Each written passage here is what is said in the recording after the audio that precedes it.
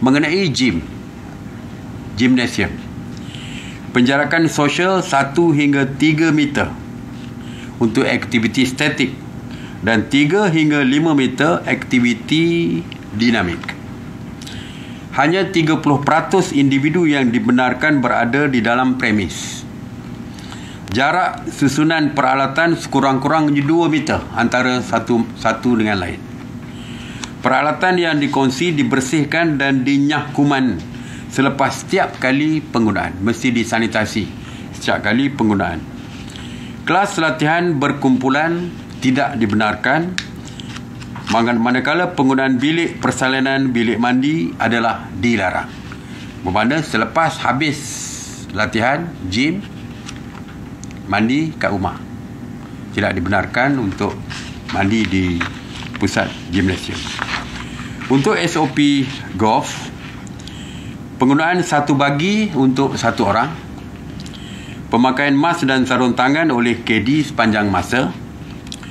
Untuk driving range dibenarkan dengan mematuhi protokol pengurusan dan SOP yang akan dikeluarkan oleh, yang kita sudah pun keluarkan dan oleh pengurusan.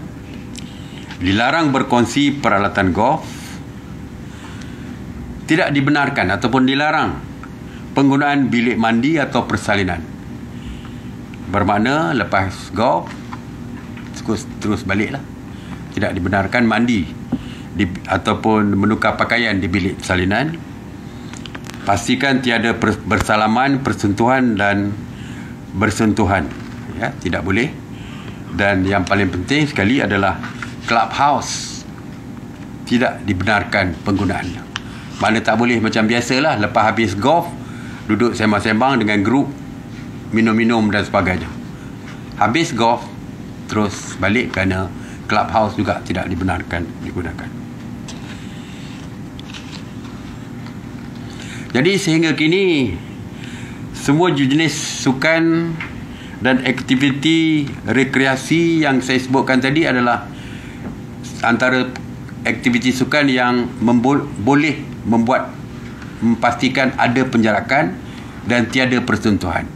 Sukan yang melibatkan persentuhan dan juga berpasukan terutamanya, begitu juga dengan yang sukan yang ada pertandingan perlawanan, ada combat, tidak dibenarkan. Masih lagi tidak dibenarkan. SOP terperinci boleh dirujuk di laman sesawang KBS, Kementerian Belia dan Sukan, dan juga MKN. Pematuhan SOP juga, ya, akan melibatkan sukarelawan, yang ditubuhkan atas inisiatif Kementerian Belia dan Sukan, iaitu Rakan Muda Sports Bubble Volunteers. Jadi kita ucap terima kasih kepada KBS kerana menggunakan Rakan Muda untuk membuat pemantauan. Dan semua aktiviti yang saya sebutkan tadi mula berkuat kuasa dan mula beroperasi dan berkuat kuasa besok.